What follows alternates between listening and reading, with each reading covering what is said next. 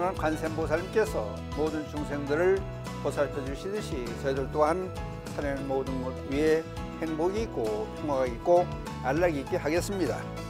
나모라 다나다라 야야 나마갈랴 바루기제 세바레 사바하. 불자 여러분 반갑습니다. 이 시간을 함께하고 계신 망우의 공덕주 회원님들을 비롯해서 불자 여러분들께 그저 건강하고 날마다 좋은 일만 있으기를 기원드리겠습니다. 지금 올해도 이제 한 달 옆밖에 남지 않았고 날씨가 좀 추워지는 이때 건강 특별히 유의하시고 좋은 일이 있으시기를 다시 한번 기원을 드리겠습니다. 지금 오늘 여러분과 말씀드릴 것은 이제 10악 참여를 넘어왔어요. 그래서 거기에 맨 첫 번째 등장하는 게 매일 중요하니까 첫 번째 등장하겠죠. 살생중재 금일참회. 살생을 한 그 큰 중재, 무거운 죄, 불자들의 5개 중에서 불자의 행동 규범 중에서 제일 무거운 것이 살생이에요. 불살생, 그거를 우리는 지키고 살아야 되는데 미리 말씀을 드리지만은 불살생에서 거기서 끝나는 게 아니고 불교에서 하고 싶은 얘기는 그저 모든 중생들을 살려주어라. 그게 불교에서 하고 싶은 말씀이 됩니다. 그럼 열방에 보면은 이제 부처님께서 염라왕에게 하신 말씀이 나와 있는데 어떤 말씀이냐 하면은 비록 사람이나 축생이 귀천에는 다름이 있지만은 귀하고 천한 분간은 나눌 수 있겠지만은 자기 목숨을 귀중히 여기고 두렵게 여기는 점으로는 조금도 차별이 없다. 하다못해 미물이라고 하는 군뱅이도 밟으면 꿈틀한다고 살려고 하는 욕망은 다 똑같다.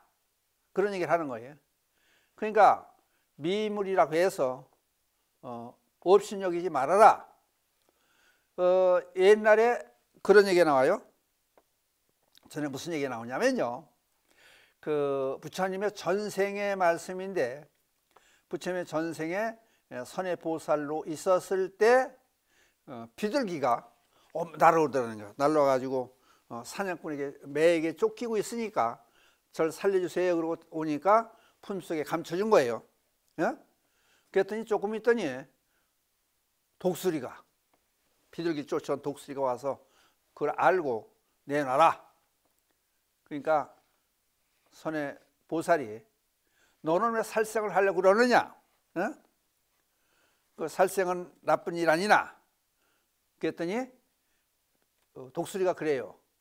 그럼 나는 비둘기를, 그건 내 밥인데 비둘기를 먹고 살아야 되는데 그 살생하지 말라 그러면은 비둘기는 살게 해주고 독수리 나는 죽게 만드는 것이 이게 공평한 법이 아니잖아. 이런 경우가 어디 있느냐? 따져요. 그러니까 가만히 듣고 보니까 그렇잖아요. 비둘기 생명도 귀중하고 독수리 생명도 귀중한데 우리 사람의 눈에서 봤을 때는 비둘기를 잡아먹으려고 그러니까 살생해서 못된 것이다. 그렇게 생각해 보는 거예요. 그러니까 아니 독수리 말 듣고 보니까 일리가 있잖아요. 그럼 좋다. 내가 비둘기를 살리고 약속했으니까 비둘기를 살려주고 그러니까 우습게 본 거지. 비둘기만 하니까 비둘기 양만큼의 먹이를 너에게 주면 될 거 아니냐. 그래서 자기 살을 말로는 그래요. 넓적다리 살을 잘라주기 시작했다. 그랬더니 요거만 비둘기만큼의 몸뚱이가 됐으니까 됐어요. 자꾸 달리는 거야. 자꾸 양이 안 찼다는 거예요. 그러니까 야중에 무슨 말이냐면은 생명의 고귀함이나 가치는 조그만 비둘기나 하다못해 군뱅이나 사람이나 코끼리나 하나의 생명은 같다는 거예요. 생명의 귀중함을 얘기하는 얘기죠. 그만큼 살생하는 죄는 무겁다. 그 얘기가 되는 거예요. 그러니까 열방에 나온 얘기를 이제 해설을 해서 덧붙여서 말씀을 드렸는데 그럼 살생에는 어떤 것들이 있느냐? 살생의 여러 가지 유형을 법만계에 나오는 얘기들을 추려서 설명을 드릴까 그래요. 첫째, 다른 중생을 직접 죽이는 살해 행위. 이제 우리 중생들 자신이 직접 죽였을 때 이건 두말할 것도 없는 살생의 행위가 되는 거죠. 두 번째, 다른 사람을 설득을 해서 자신을 위해서나 그 사람 또는 제3자를 위해서 살인 행위를 살생의 죄업을 저지르게 만드는 것. 세 번째, 어떤 방법을 동원하여 간접적으로 살생하는 것.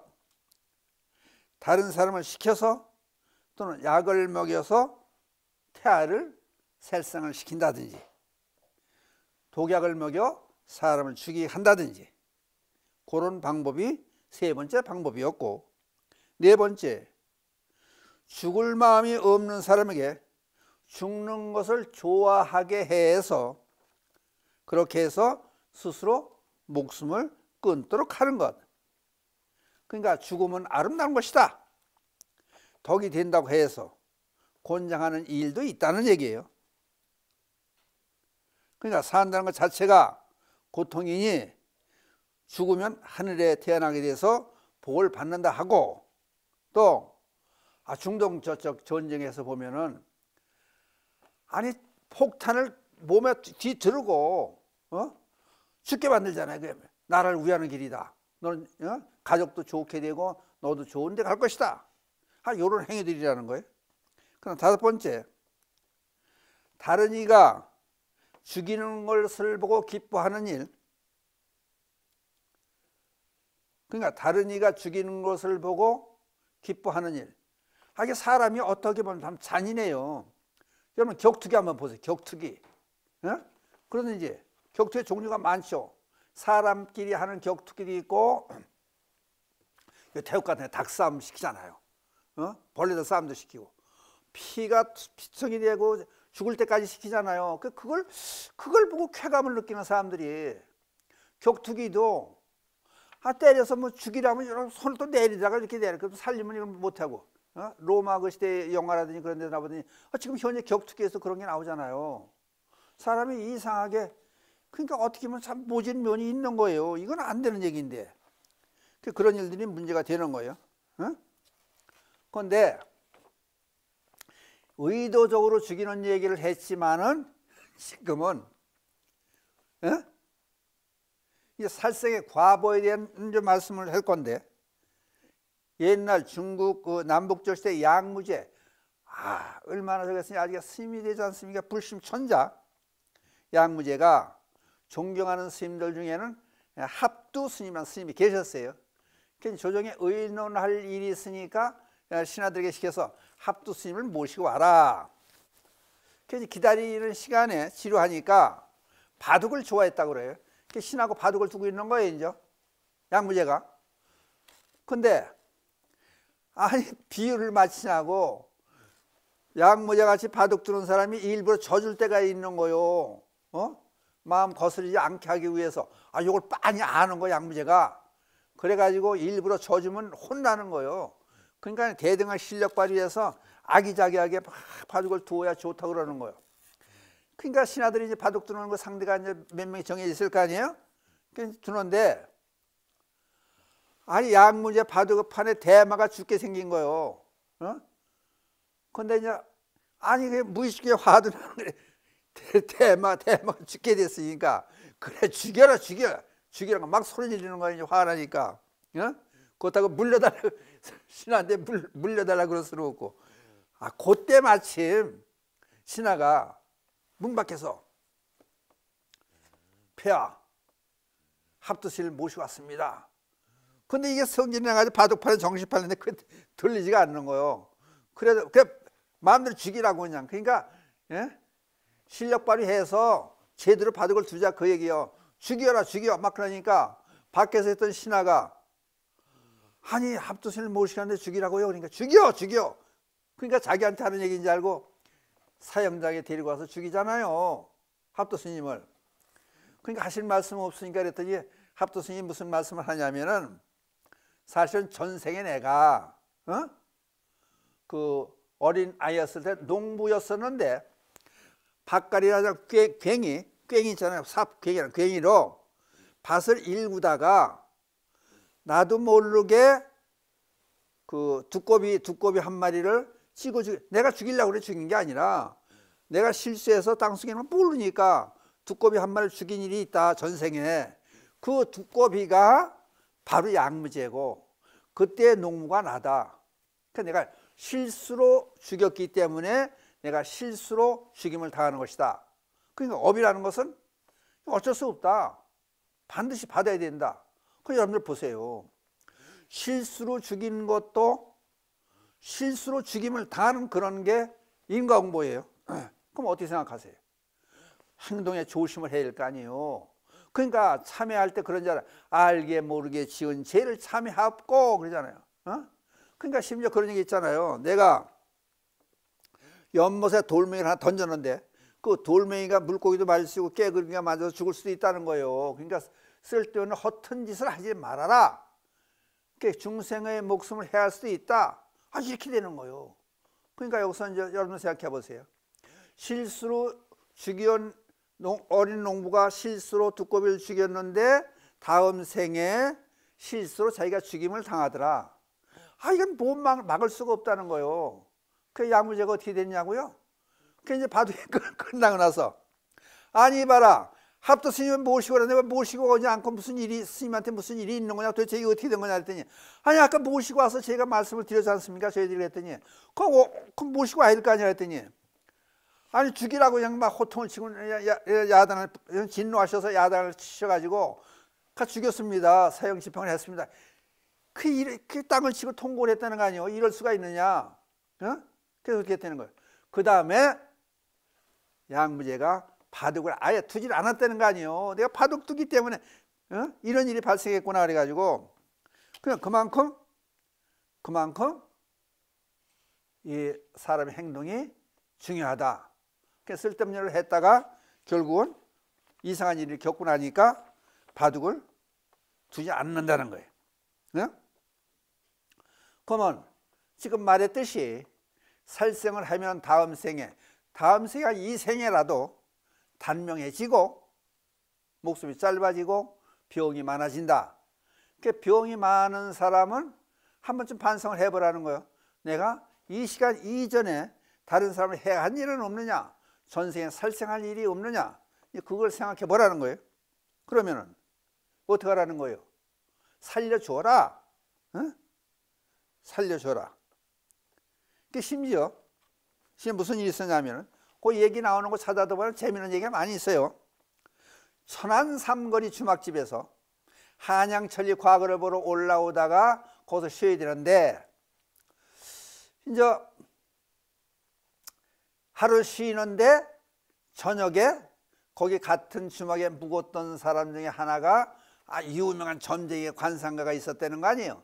이제 자기 이제 동년배들이 세 사람이 함께 일행이 과거 시험을 보러 가는데 이제 관상을 보고 점을 봤다는 거 아니에요?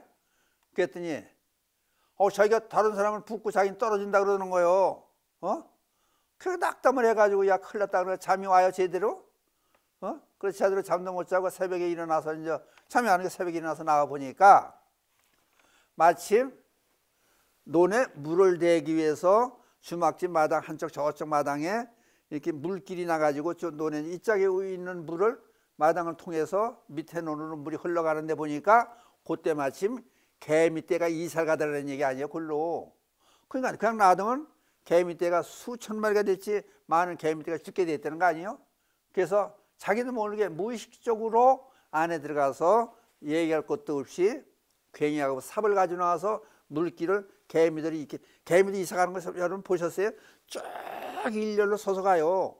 그거를 피해서 물길을 마당 그 위쪽에 물길을 돌려놨다는 거 아니에요. 조금. 그러니까 수많은 개미떼를 살려준 거예요. 비록 축생이라마 무심결에 그리고 가서 과거를 봤다는 거 아니에요? 붙었다는 거 아니에요. 그래서 아니 떨어진다. 그 다른 사람도 두 사람도 이제 봤는데 그 사람도 이제 뭐 떨어졌는지 문제인데 그 사람 얘기는 안 나오고 그 떨어진다고 그랬던 사람이 수많은 개미떼를 살려준 덕분에 과거에 합격됐다는 거예요. 그러니까 미물이라도 비록 개미라도 수천 마리를 살려주는 그 과보로 결국은 좋은 일이 일어나게 됐더라. 그런 얘기가 나오잖아요. 그러니까 우리들은 그저 살려주는데 제1계가 불살생하니 그러니까 살려주는데 전심 전력을 기울여서 세상을 편안하게 해라. 이제 그 얘기가 되는 거예요. 그러니까 이제 살생주제 금일 참여 그러면 거기에 숨은 얘기가 뭔가 그것까지 우리가 판단해 얘기해. 살생주제 금일 살생하면 안 되는 거야. 살생하지 말아라. 거기서 머물러서는 안 된다. 불자들은 적극적인 행동을 해야 된다. 부처님의 가르치시는 것은 실천을 중심으로 하는 적극적인 종교가 된다. 그 말씀이 되는 거예요. 마치겠습니다.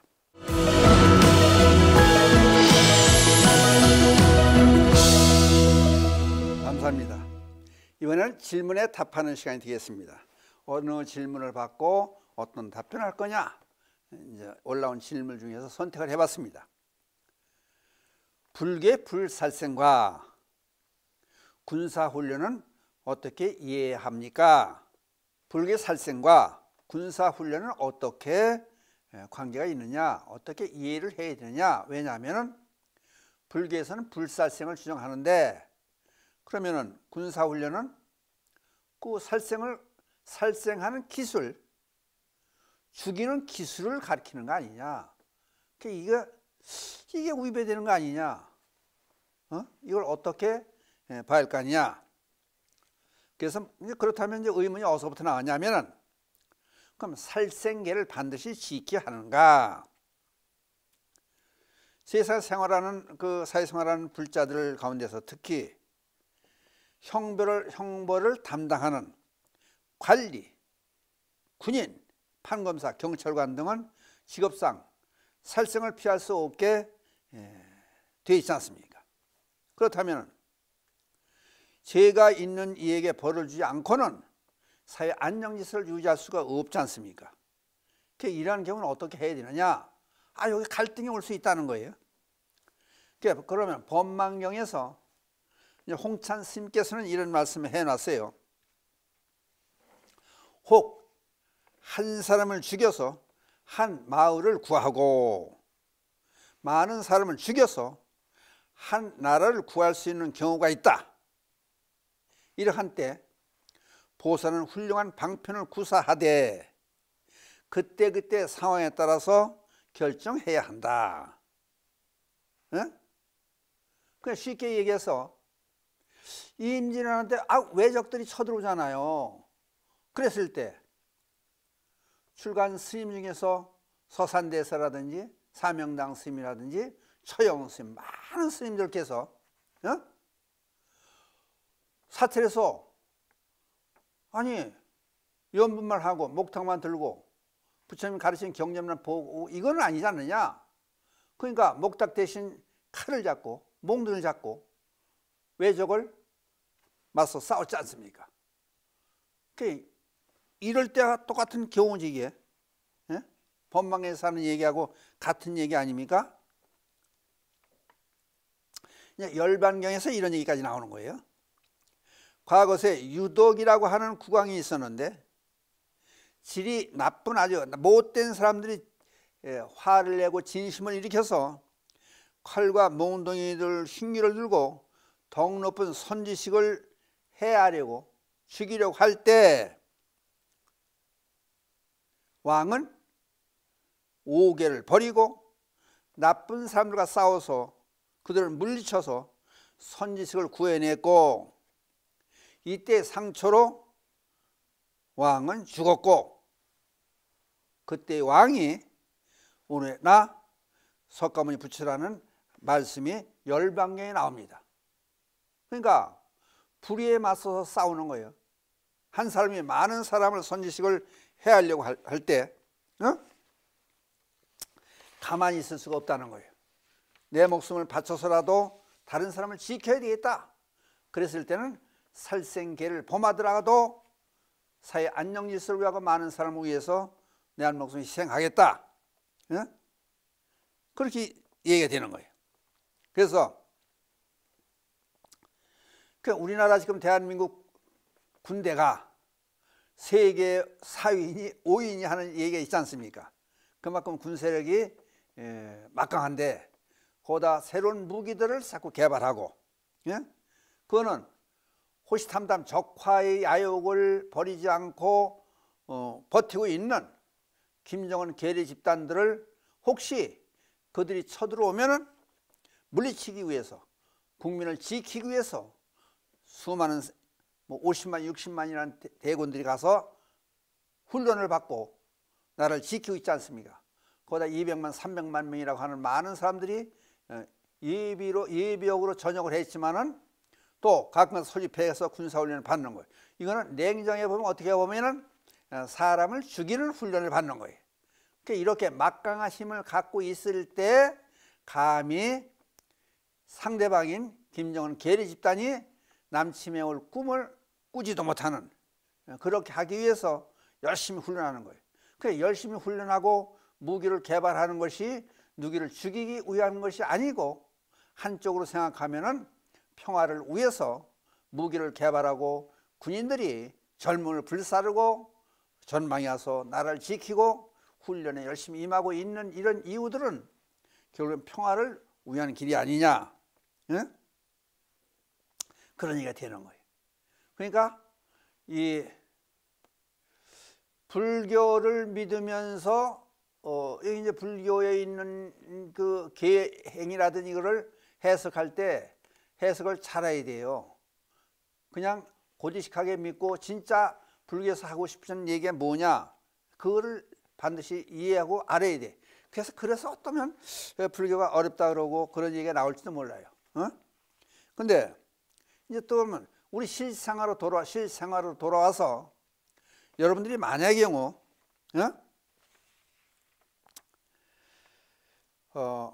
우리 실생활에서 그런 길이 있는 거예요. 한 나쁜 사람이 동네 사람들을 해하고 몽둥이 들고 해하고 쫓아다니고 이상한 일을 벌린다.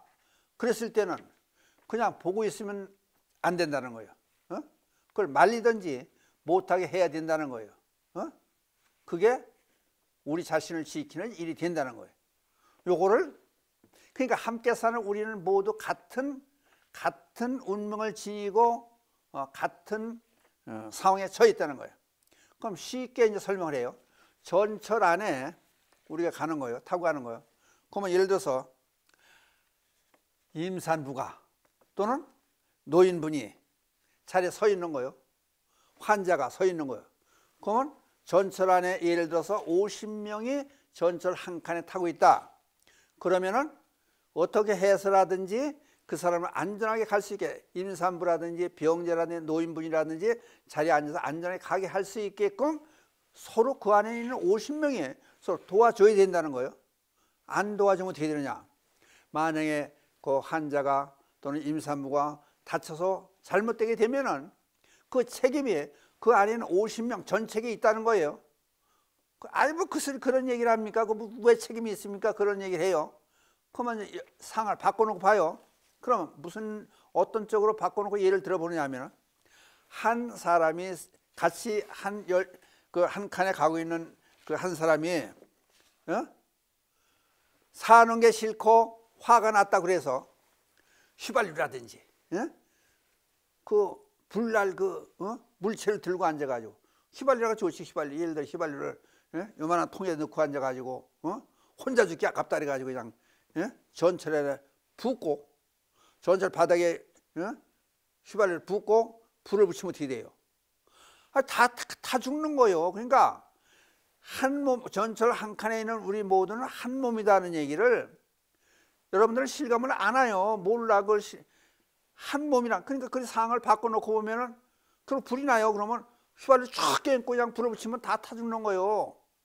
똑같이 이제 그걸 상황을 이렇게 이해를 바꿔서 한 사람이 임산부가 노인이 병자가 서서 덜컹거리고 하다가 흔들려서 자빠져 가지고 죽었다 다쳤다 그러면 한 칸에는 모든이 같은 책임을 지는 거예요.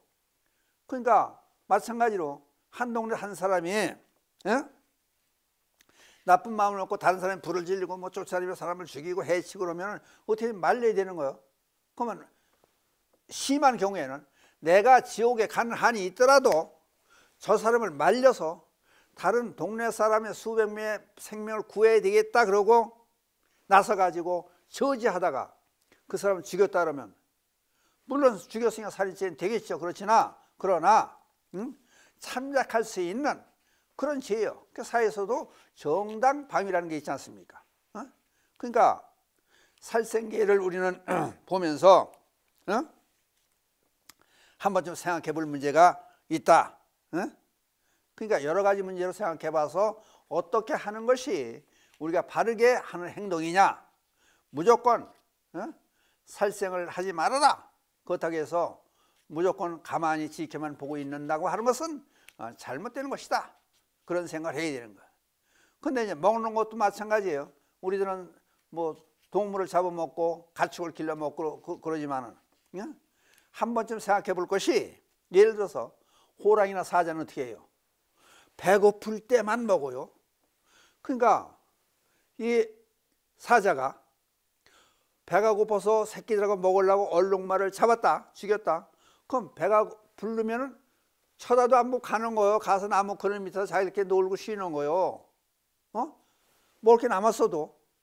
그러면 다음 짐승들이 와서 하이나도 먹고 벌레도 먹고 독수리 못하는 거 다 먹잖아요. 사람은 어떻게 해요? 사람이 우리들이 행동을 잘 해야 된다는 얘기가 이런 데서 나오는 거예요. 사람은 어떻게 해요? 오늘 먹고 내일 먹고 내년 먹고 후년 먹으려고 아직 새끼를 갖다 길르잖아요. 길러서 잡아먹잖아요. 그걸 가축이라고 그러잖아요. 그리고 오늘 먹다가 다음에 먹기 위해서 통조림을 만들어 놓잖아요. 구워서 말려 놓잖아요. 그리고 아니 살생한 고기를 갖다 놓고 앉아가지고 배불리 시큰 먹자 그래가지고 소화제 갖다 놓고 식탁에 소화제 놓고 앉아서 먹는 그런 중생은 사람, 인간밖에 없죠. 어떻게 보면 사람들이 참 모진 거예요. 그러니까 동물, 미련하고 동물 나쁘다고 그런 생각하지 마, 그런 생각만 할 게 아니라 한 번쯤 생각해 볼 문제. 이런 시간에 살생, 융제, 금일참. 그럼 매일 앉아서 뭐 천수경이나 살생, 금일참 해가지고 나쁜 짓 하고 앉아서 금일 참여한다고 부처님께 고한다고 해서 참여가 돼요. 행동으로 옮겨야지. 이렇게 아는 것도 중요하다. 불교에서는 신, 해, 행, 정 네 가지로 분명히 구분해 놓고 있어요. 신, 믿어라. 나 자신을 믿고 진리를 믿고 부처님 말씀을 믿어라. 그 다음 신, 해, 알아라. 배워라. 반드시 배워야 되는 거예요.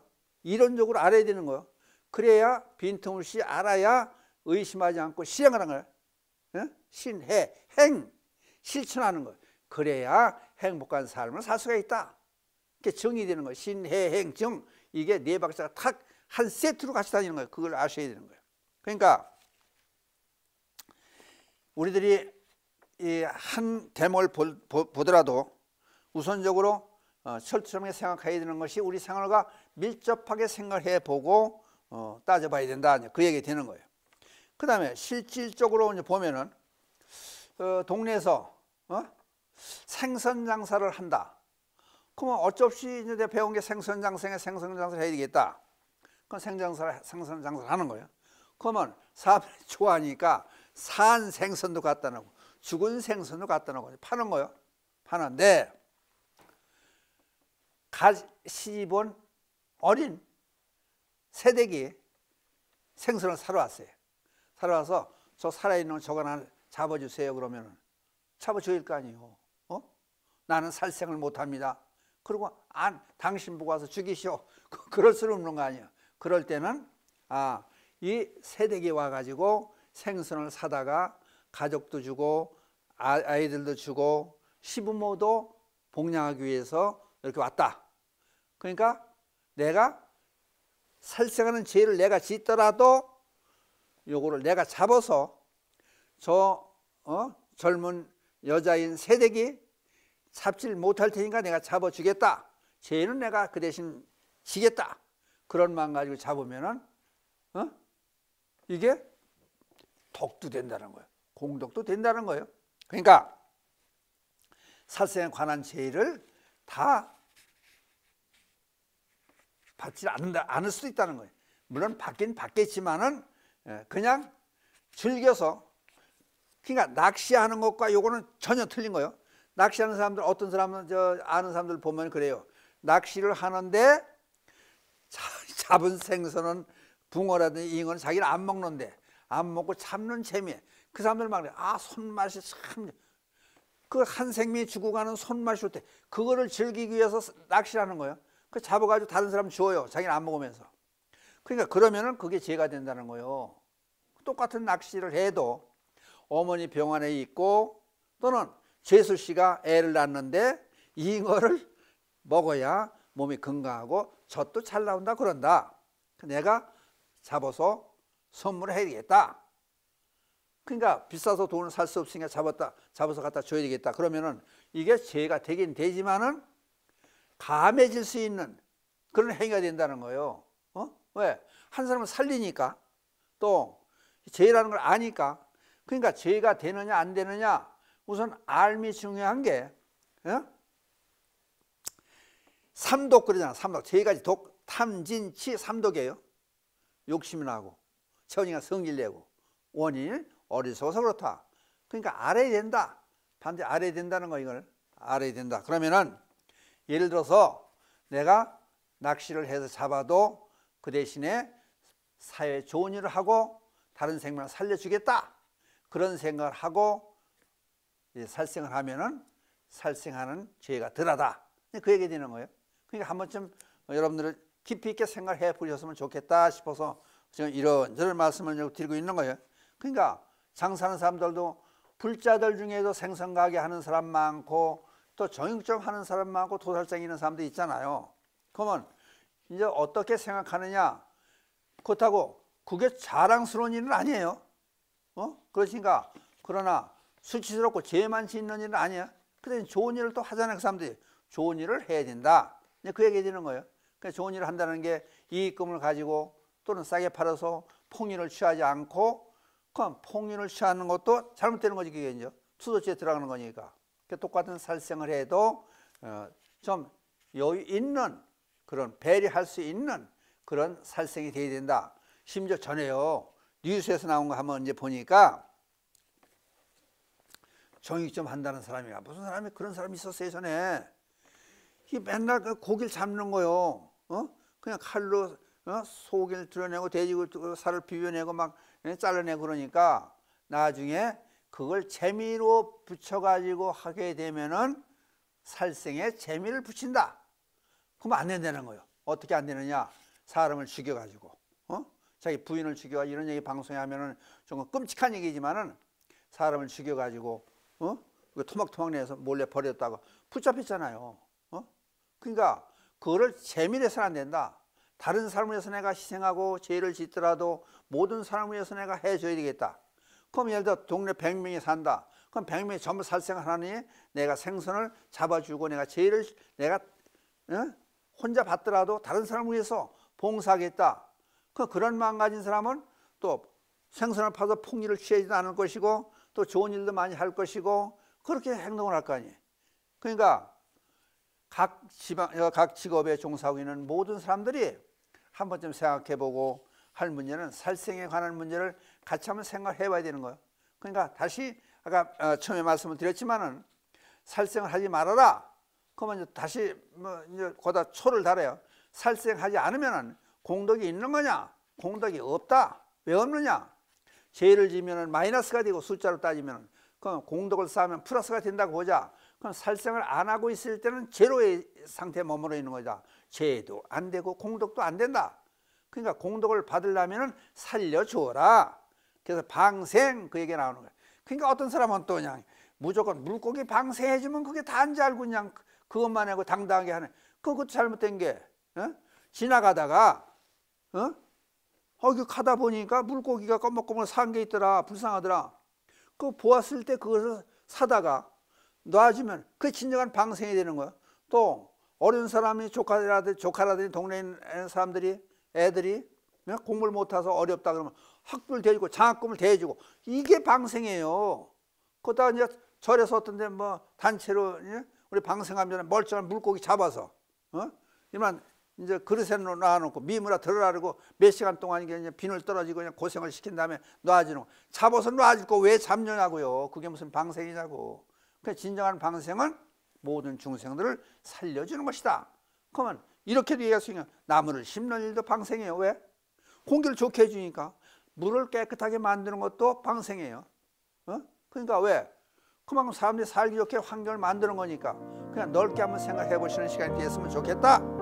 그래서 이런 저는 말씀을 드렸습니다. 이상으로 말씀 마치고 기회 손을 엎드리고 끝내기를 하겠습니다. 불보살님이 자비감이 늘 함께 하셔서 이 땅이 불국정토가 되어지이다. 나무불, 나무법, 나무성 감사합니다.